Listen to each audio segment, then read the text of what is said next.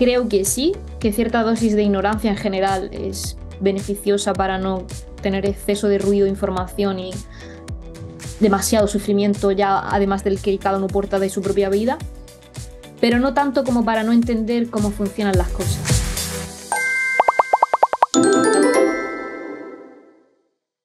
Por virar un poco la conversación hacia otro lado, que has hablado muchas veces de valores y es Mm. algo que es muy importante en según qué terapias psicológicas.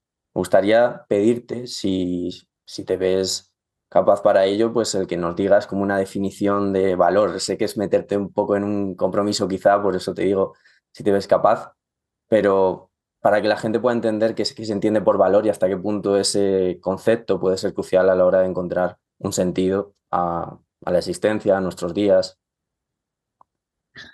Pues aquí podemos darle el significado conductual y el significado literario, ¿no?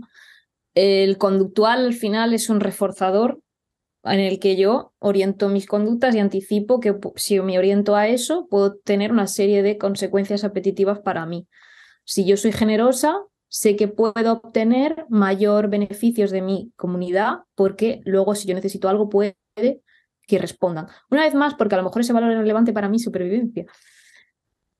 Eso sería a nivel muy conductual, ¿no? Y yo creo que la definición que está es de Skinner realmente, salvando las distancias con Skinner, no sabré definirle bien como él lo decía, no me sé la definición de memoria, pero si lo definimos a un nivel más literario, que en realidad se extrae de lo mismo, es aquello que le da, eh, sí, mismamente ese sentido a la vida, lo que estamos comentando, aquello que si me oriento a ello, mi vida cobra relevancia, mi vida merece la pena, mi vida habrá valido la pena para mí. Entonces, claro, si yo me quedo en el plano conductual, solo y exclusivo conductismo radical, eh, eh, personalmente me quedo corta. Necesito acudir a la filosofía para darle un marco más desde lejos, más general, ¿no? Mm. Entonces, aquello que yo valoro va a tener que ver con tu historia de aprendizaje, porque si tú te has criado en una cultura y en un momento histórico concreto, en una familia concreta, a lo mejor para ti es muy importante el éxito profesional y el perfeccionismo que te lleva a ello, ¿no? Entonces es muy importante la excelencia, por ejemplo. Sin embargo, si me he criado en un pueblo donde el valor ha sido ayudar a mi familia a salir del malestar, va a ser muy importante el amor a la familia, la ayuda a los otros, etcétera, etcétera. Entonces, el microcontingencia sería aquellos valores, aquello que yo considero importante para mi vida, lo he adquirido en mi entorno inmediato y a través de mis experiencias, y que yo entiendo de la vida qué es lo que a mí me da ese sentido, esa sensación de bienestar, esa paz. Pero luego hay que hacer una mirada desde lejos y entender en qué momento estamos, porque ahora estamos en la etapa de éxitos. Bueno, siempre podemos sacar el éxito como algo que pudiera ser común a todas las épocas históricas, ¿no? Con los matices de cada una. Pero en realidad, el hecho de ser liberal como valor, yo qué sé, o liberal o feminista o lo que tú quieras, es un subproducto de valor que yo adquiero mío, pero de una cultura. Entonces, si yo extraigo esa visión global y la aplico en mi día, tiene un sentido lejano y cercano, macro y micro. Con lo cual, los valores sería aquello que le otorga sentido a mi vida y si oriento mis conductas a ello, mi vida para mí habría merecido la pena. Y esto se utiliza muchísimo en la terapia de aceptación y compromiso, con un enfoque existencial. Esto también se lo debemos, yo creo, mucho, o al menos yo, que he aprendido mucho con los compis de Psicoflix, que hacen mucho hincapié también en esta parte existencial, en divulgación, no solo conductista radical, sino le dan un marco filosófico que me parece una delicia, lo hacen muy bien. Y a mí también me ha permitido ahondar un poquito más sobre ello. Entonces, esa mirada, que no es solo estímulos, respuestas, reforzadores, sino también el engranaje del humano en el mundo, ¿no? Es un poco lo que, la mirada que quizá yo enmarco, qué es lo que una persona puede llegar a valorar y por qué. Pero si lo miro más de lejos, su supervivencia y la de su especie. Siempre. Claro. Un poco así, ¿no? Así que bueno, ya el hecho de que hemos comentado antes de la autotrascendencia, que es ese sentido que hablaba Víctor Frankl, pues el dar al otro, el dar al otro a dejar algo más de mí mismo fuera, pues quizá también tiene hasta un sentido de supervivencia de la especie, que es no centrarme solo en mi propia supervivencia, sino en la del grupo, ¿no? Pero bueno, esto ya son mis conjeturas. Entonces, por todo esto que estás comentando, ¿tú crees que sería posible que alguna persona se oriente, tenga unos valores que estén completamente despojados del otro? ¿O realmente hasta esa persona que, por ejemplo, imagínate, se ha criado pues, en una casa donde han dado mucha importancia al éxito profesional? Y esa persona pues, se ha vuelto muy individualista y está muy obcecada en triunfar, en la academia, en bueno, conseguir ese tipo de éxitos, lo que sea. Hasta esa persona podría ser que si nos alejamos un poco, ¿no? Alejamos un poco el foco, podamos encontrar unos valores que están orientados de alguna manera al otro. A lo mejor el mero hecho de hacerse, no sé, de que su familia se sienta orgullosa, por ejemplo. Habría que ver cada caso. Pero quizá siempre podamos encontrar como un valor más profundo que esté orientado al otro, o no. O a lo mejor sí que podemos encontrar valores más individualistas y nos quedamos en ese plano y ya está. No hay un yo sin un yo social. Hmm. Yo pienso que no hay individuos sin entorno. Es una interacción. Entonces, por supuesto, tiene que ver si es que, ¿no? Según nosotros entendemos en el conductismo, también la construcción de la identidad y del yo tiene que ver con una constante interacción social y verbalizaciones a través de mi conducta, quién soy yo y cómo me comporto y cómo luzco, ¿no? Entonces, todo eso se extrae de la experiencia social y el cómo mi comunidad, en este caso, por ejemplo, mi familia más inmediata, establece que es lo deseable, lo reforzante, pues entonces, evidentemente, yo adquiero hasta mi propia sensación de identidad, lo que para mí entonces sería lo que yo valoro dentro de eso, de esa familia, de esos valores incluso. Entonces, va a tener mucho sentido para mí entender que a lo mejor si yo hago eso o voy a obtener eso, voy a obtener ese amor, ese cariño, esa atención de mi familia, por ejemplo. Pero porque lo he aprendido así y se han establecido como esas reglas. Sin embargo, otra persona, pues a lo mejor son otras. En mi caso particular, por ejemplo, mi padre, bueno, mis padres nos instalaron esos valores, no instalar como software. Y mi padre me decía, pero eso, lo quiera o no, haberme dado en mi persona, que decía, mira, me da igual que consigas títulos, que consigas lo que quieras. Yo solo quiero que mis hijos sean buenas personas. Ya está. A partir de ahí ya ponle las conductas que quieras orientadas a ser una buena persona. Pero él estableció como deseable el valor que a él incluso a él también le han podido inculcar, ¿no? Que es ser buena persona. ¿Yo puedo elegir orientarme a eso? Pues a lo mejor una parte sí y otra ha tenido sentido porque la he adquirido y porque en la comunidad social va a estar más premiado comportarte de forma prosocial que antisocial, que es ayudar al otro, preguntarle al otro cómo está, estar ahí para lo que necesiten tus amigos, bla, bla, bla. Que podríamos extraer que eso es ser una buena persona, ¿no? Estar ahí para los otros. Pero si vamos más lejos, no deja de ser algo para la supervivencia mía y la de mi grupo. Porque si yo doy, voy a recibir y dar fomenta la perpetuación de la supervivencia de todos. Así que no, creo que no existe un yo sin un nosotros. Es el yo social, no puede ser. Y una persona que dedique su vida un poco a estas conductas más antisociales, se salga un poco de ese rebaño, por así decirlo, y, por ejemplo, cometa algunos crímenes, delinca, esa persona, ¿qué sentido rige su vida? ¿Qué valores? ¿Qué podemos encontrar? Y podemos también realmente buscar un trasfondo que... ¿Cómo explicarlo? Es que estoy intentando.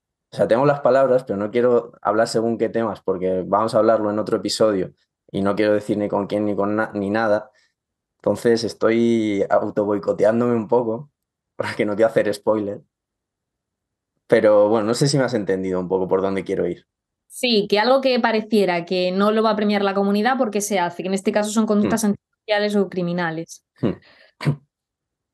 Pues habría que estudiar cada caso, ¿no? El por qué se produce y cuál es la interacción del individuo y su entorno, pero a priori sí va a tener consecuencias aversivas como la cárcel, yo qué sé, el abucheo social, etcétera.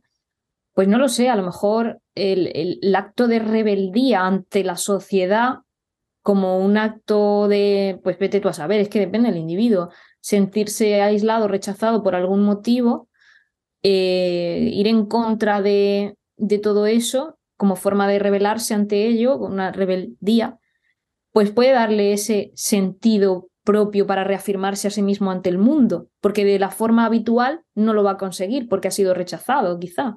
Entonces, yo me reafirmo ante el mundo quizá haciendo otra cosa que no esté premiada por la sociedad, pero yo a mí mismo lo hago, ¿no? Ante otros. Pero esto es teorizar, porque Claro, claro. cada persona podría hacer eso por mil razones, ¿no? Aquí podemos ver la peli de Taxi Driver, no sé si la has visto Sí, pues todos esos perfiles, ¿no? Que a veces es un poco ese individuo que se sale. O yo en su día también hace años leía a Bukowski, que me encantaba, el realismo sucio, que comentaba él, era al margen de la sociedad de la hiperproductividad, que era la época de la revolución industrial, cuando él escribía sus libros de frustración absoluta, ya revelándose un poco ante ello. Y esa libertad que él tenía de ver el mundo y estar en contra de él y rebelarse un poco a nivel intelectual, escribiendo sus libros y a veces dejando de trabajar, que dormía en un parque a veces, era su forma de reafirmarse ante el mundo y ante condiciones que consideraba injustas. Y esa libertad de, hostia, esto es lo que he aprendido en mi contexto, pero no estoy de acuerdo. ¿Cómo me rebelo ante ello, ¿no? Pues reafirmándome, haciendo otras cosas que no tienen un premio social, pero que a lo mejor a mí sí me dan ese sentido. Pero bueno, podría ser mil factores más y mil factores contextuales más, como si me dices en un país en vías de desarrollo o incluso en el nuestro, para obtener un techo, para obtener comida, para poder tener alguien con quien estar, sentido de pertenencia, puede haber mil cosas. Eso no es A más B. Cada caso de problemas antisociales puede tener muchísimos factores ahí interactuando. sí, sí, totalmente. Al final es esto un poco hacer cábalas a la ligera, pero bueno, que la gente no se tome nada de lo que decimos aquí como ninguna verdad absoluta y nada. Estamos un poco soltando opiniones según nos van y según nos viene. Yo quería preguntarte, estamos hablando pues eso, mucho de los valores, de a qué nos orientamos, de ese sentido que podemos encontrar a nuestros días. Cuando una persona está en un periodo depresivo, cuando está a lo mejor que no quiere salir de su cama, ¿cómo podría esa persona que no ve sentido a nada, no ve sentido a, pues, a cualquier cosa, ni a ir a trabajar, ni absolutamente nada, cómo podría trabajar esos valores, esa motivación, cómo puede encontrarle sentido a algo? Obviamente sé que es caso por caso, pero hablando de Sí, generalidades. pues en este sentido, para poder encontrar un porqué, para poner un pie en el suelo y después el otro y después el otro, habría que ver a lo mejor aquí en este caso y que hay que marcarlo para mí de forma fundamental en, mira, estás vivo, ¿no? Pero te vas a morir. Entre ese espacio entre la vida y morir, ¿qué no estarías dispuesto a perderte? ¿Qué es lo que te gustaría haber hecho antes de irte? ¿Qué es lo que no, un poco contactar con la pérdida de aquellas cosas que aún no has vivido, con la pérdida de aquellas cosas que puedes perder si te quedas así? Contactar con la pérdida, tanto de la propia vida como de aquellas cosas que valoramos, una vez más el valor de las cosas que apreciamos.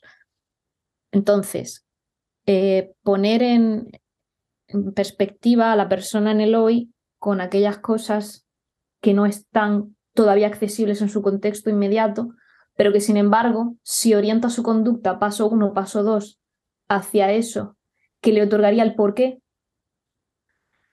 puede desbloquear esa situación tan apática, podría hacerlo. pero una vez más es una demora del reforzador a largo plazo. Por eso los valores es lo interesante, porque el propio camino acaba adquiriendo ese camino reforzante. Aunque yo no lo haya obtenido todavía, ya el orientarme a eso me otorga esa satisfacción de ya estoy orientado a algo, a Mm. un sentido para mi vida. Entonces, yo creo que aquí el hablar de la muerte de tus seres queridos, aunque se esquive en plan, ay, no me hables de eso, todo lo contrario. Yo creo que hay que ponerlo en relieve en estos casos, como ya abrir la realidad en crudo, ¿no? Estamos tristes, vale, pero venga, vamos a ver qué es la vida en sí, lo peor que nos puede ocurrir, que por qué vamos a poner un pie, ¿no? ¿Por qué merecería la pena estar vivo? ¿Por qué cosas, no? Entonces, yo creo que aquí la labor del terapeuta es entender en qué momento está la persona, qué pasos son asumibles dentro de su realidad que no sean tan grandes como para que le genere una frustración inmensa y diga, para eso ni me levanto, ni tan bajos para que ni siquiera le incentive a poner el pie en el suelo. Entonces yo creo que aquí puede ser el entender que no me quiero perder antes de irme porque me voy a ir. Esa es la única certeza de la vida, la muerte. Y a partir de ahí construir pasos conductuales pequeñitos para ello. De hecho, es la terapia en sí de la depresión, la activación conductual. Lo que pasa que solo conductual yo creo que se nos queda corto. Por eso el marco filosófico, el marco existencial, para darle como una capa alrededor de la tecnología conductual. Mm. ¿Tú crees que hay algunos perfiles de personas o personas con ciertas características o aprendizajes que pueda ser que sean más susceptibles de rumiar acerca de estos temas o no encontrar, quizá caer en esas crisis existenciales? Por ejemplo, personas que a lo mejor hayan aprendido a lidiar mal con la incertidumbre o con esa sensación de no tener el control. ¿Crees que ese tipo de aprendizajes son transversales y cruciales en todo esto o realmente no tendría por qué? Mm, puede ser diverso, pero es verdad que no sé si era en algún estudio que leí hace ya tiempo que decía que a veces los académicos eran más resistentes a las intervenciones terapéuticas porque tenían más conciencia de muchas cosas y la conciencia de ello a veces le hace resistencia a hacer la adherencia a los cambios porque se preguntan, oye, ¿y por qué? Y lo otro, y le Claro. dan otras más vueltas. Quizá la hiperconciencia de las cosas a veces puede ser perjudicial, en este caso a veces los académicos, ¿no? No digo que sea el perfil que se oriente a ello, pero puede ser que la hiperconciencia de muchas cosas de las cuales somos conscientes en este momento, si nos centramos en la falta, ¿no? En la carencia y nos quedamos ahí, pues podemos sin darnos cuenta, centrar nuestra atención, nuestro refuerzo privado, nuestros pensamientos a esa tragedia de la vida que tiene muchísimas tragedias, ¿no? Entonces, yo creo que también es un aprendizaje a que centrar nuestra atención. Pero esto va a depender del entorno donde, es decir, eso se refuerce. Si tú, hilando con antes, empiezas a decir nada más que verbalizaciones trágicas y críticas del mundo en Twitter y todo el mundo te dice, guau, tío, tú vas a centrarte más en aspectos de la realidad trágicos, absurdos y asquerosos, que hay miles, para tú vivir en esa burbuja de tragedia, que si te centras, banda que no hay. Sin embargo, si yo la digo en mi casa y mi familia me dice, déjate de historias y vámonos, que vamos a dar una vuelta, vámonos, que vamos a, ya está, que sí, que muy bien lo que digas, pero venga, vámonos. Te Mm. sacan de esa rumia a veces, incluso sin darse cuenta de forma conductual, te sacan de ese contexto, no refuerzan las verbalizaciones públicas de malestar, y no por castigarlas o invalidarlas, sino porque dicen, mira, ya, aprende a cortar. Sin darnos cuenta, a veces aprendemos también a cortarlo en nuestro propio pensamiento privado. Y así aprendemos a quizá centrarnos más en activarnos para salir un poco de ese ensimismamiento, ¿no? Esa rumiación. Entonces, va a depender de en qué contextos nos movamos y qué función van a cumplir decir esas cosas y comportarnos de esa forma en esos contextos. Es un Sí. poco lo que puedo sacar. Y el tema de la incertidumbre que has dicho, pues también puede tener relación en querer controlar la contingencia de la vida, ¿no? No sé si tanto que ver con la depresión, para mí quizá tiene que ver más con la ansiedad, el querer controlar los factores de la vida, por el hecho de que quiero tanto anticipar lo que puede pasar, lo que no puede pasar, lo que me va a decir eso, lo que me va a decir el otro, y si digo esto va a pensar el otro esto, entonces no voy a decirlo porque no vaya a ser que entonces me juzgue y me critique, colapso de cosas, ¿no? Entonces, yo creo que el control de la incertidumbre tiene más que ver con los problemas de ansiedad.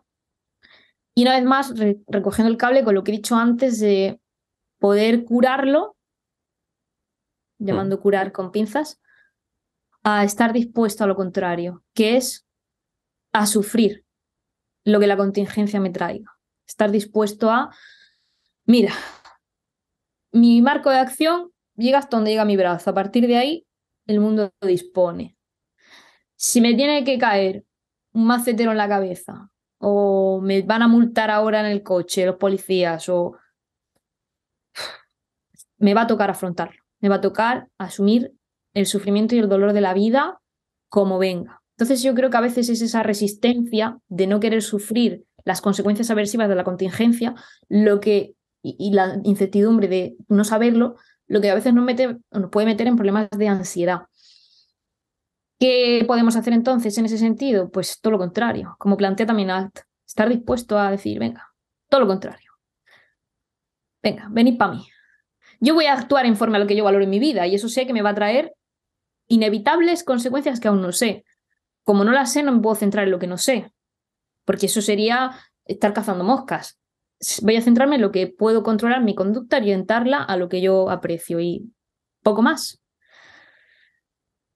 Y a partir de ahí, pues aprender a improvisar más en la vida. Creo que es más estar en contacto con el momento, con la contingencia, con la experiencia, con el presente, con aprender a improvisar ante la vida, a decir, ok, mira, pam, pam. Yo, de hecho, en este podcast, Marcos, me dijiste ayer más o menos de lo que querías hablar y digo, guau, tío, madre mía, cuántos libros aquí de existencialismo, no sé qué, ponencias, libros. Cuanto más me preparo, más me colapso. A veces digo, mira, yo ya a día de hoy, 2023, sé esto a día de hoy. A lo mejor en 10 años te cuento otras cosas, pero mira, voy a improvisar esta contingencia, que es el exponerme aquí a hablar en engrama, que me da muchísima hasta ansiedad, ¿no? Anticipar que alguien me pueda estar hablando de mí o criticando lo que sea, centrándome en lo que puedo controlar, que es lo que digo, el resto nada. Entonces, prefiero estar más en la experiencia y en el ahí, sin prepararme tanto quizá, que estar centrada en controlar mi palabra con palabra. Me sentiría poco libre, me sentiría encorsetada en mis propias vestiduras, entonces prefiero estar más en la experiencia.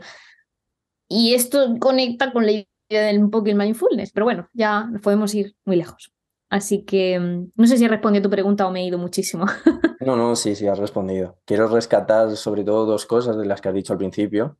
En primer lugar, el cómo a veces, pues, comentabas que en nuestro círculo más cercano puede ser que todas esas verbalizaciones trágicas nos las corten, que no significa que nos estén invalidando, pero que sí que las cortan y es como, bueno, vamos a espabilar ya un poco, ya vale, ¿no? O sea, entre comillas.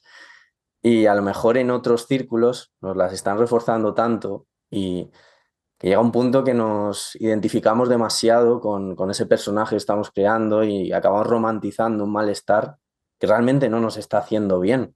Pero es que esto lo veo mucho, pues sí, a lo mejor en ciertas redes sociales o en ciertos círculos donde es como, a ver, realmente esto está señalando que te está haciendo daño.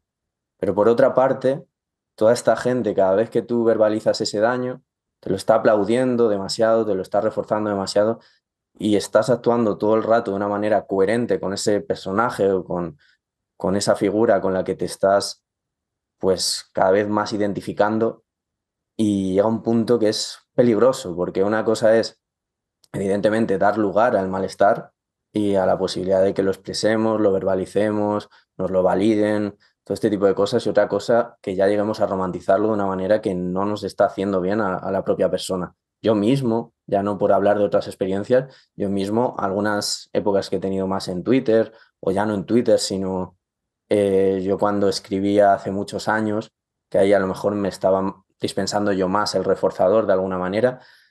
Em, pero me topaba con esto de cómo cada vez estoy empezando a disfrutar un poco de estar en esta penumbra, por así decirlo, porque o me lo estoy reforzando yo, o me lo están reforzando otras personas y no me está haciendo bien, no me está haciendo bien, estoy al final identificándome, sobreidentificándome con algo que a largo plazo me está sumergiendo más y más en el pozo. Bueno, no sé si quieres comentar algo sobre esto y si no te saco el otro tema. Sí, pero claro, es que aquí una cosa es el reforzador inmediato, que pueda ser atención social o evitación de exponerme al mundo en esa cueva, que esa es la función que en realidad puede llegar a cumplir el hablar del malestar, me atienden socialmente porque a veces ser muy crítico tiene más atención social que decir el mundo es bello, que, y luego aparte esa evitación de exponerme al mundo, de exponerme ahí, que es muy, muy desagradable. Entonces, aquí habría que ver entonces el tipo de consecuencias inmediatas que me está dando esta conducta y las consecuencias demoradas que me va a dar perpetuar estos patrones de conducta a largo plazo. ¿Cómo será ese Marcos que se tira 4 años más haciendo eso? ¿Qué aspecto tendrá? ¿Qué hará en su día a día? ¿Cómo se sentirá de bien? Entonces, si voy a vivir al servicio de la evitación y el refuerzo social digital, por así decirlo, ¿esa vida es la que habría merecido la pena para mí? Yo te lo pregunto. Sí, sí, sí. No tengo la respuesta, pero yo te saco el otro tema que decías antes, lo de cuando te he hablado de perfiles, hablar de los académicos. Sé que es un topicazo, pero al final me viene muy bien para traer esa pregunta a colación y es si entonces las personas que puedan ser más ignorantes, entre comillas, que puedan, o sea, haberse cultivado un poco menos en según qué temas, pueden ser más felices o encontrar certezas o amarres en su vida de una manera más sencilla. Porque Mm, yo creo que sí. Si así yo ya te lo digo que yo creo que sí. yo también, pero no porque sean ignorantes a nivel de erudición No, cultural, sino porque son más experienciales, aprenden más a través de la experiencia y de sus propias observaciones de entender la vida de una forma más natural. Entonces, cuando te quedas en menos lenguaje de bla, bla, bla, bla, bla, bla, bla, bla, bla, bla, que tenemos a veces nosotros con 200.000 millones de explicaciones, ellos están en la experiencia, pim, pam, pum, claro, me molesta, te lo digo, es lo que hay, pum, pum, pum. No es como, mira, es que tienes que poner límites porque si no, entonces no sé qué, no sé cuánto. Lo hacemos verbalmente, se lo indicamos a la gente y lo hace, pero claro, en un entorno natural donde a lo mejor lo que funciona es lo que hay y lo que no funciona, pues no, pues lo entiendes y se acabó. No obstante, la ignorancia per se de las reglas que funcionan en la vida no me parece tan bueno por el hecho de que a veces eso nos domina a nosotros, sino entendemos por qué me he vuelto adicto a algo por poner un ejemplo, esa ignorancia me hace quizás responder mucho a la estimulación privada que pueda tener, entonces no controlo mi conducta. Entonces, por un lado, considero que cierta ignorancia ayuda a estar más en la experiencia y a ponerle menos ruido de palabras y a estar más pendiente de las reglas que controlan el mundo de una forma más observacional y entendiéndola. Pero por otro lado, considero importante beneficiarnos del conocimiento que nos han traído muchísimas personas a lo largo de la historia, que nos han traducido de una forma verbal aprendizajes ya establecidos de contingencia. Si haces esto, pasa esto. Aquí, como los refranes, ¿no? Es de bien nacido ser agradecido. Pues yo qué sé, pues por ejemplo, aunque sea una explicitación verbal cultural, te está diciendo de alguna forma que si aprendes a contactar con cosas que ya tienes y te contactas con esa gratitud, pues probablemente te puedas sentir mejor, ¿no? O algo así. Por poner ese ejemplo que es el primero que se me ha ocurrido. Entonces, sí, yo creo que ciertas dosis de ignorancia ayudan a cierto bienestar. Una vez más, con ese control contextual, como te decía. Si a veces quito cosas que me perturban, puede ayudarme a estar mejor. Pero ¿hasta qué punto dar la espalda a esas cosas mmm, me hace sentir bien? Porque, mira, yo no leo las noticias mucho, me entero por redes y cosas que veo por ahí, Mm, pero tampoco me voy a dar la espalda, porque me parecería muy egoísta. me gusta tener un pie en qué está ocurriendo en el mundo, pero no tanto como para que me amargue la existencia, porque el mundo está lleno de dramas y tragedias. Entonces, procuro tener una mirada afuera, pero una mirada también en lo que controla mi mano, que es mi conducta, mi entorno inmediato, donde yo puedo influir en mi momento, en mi contexto.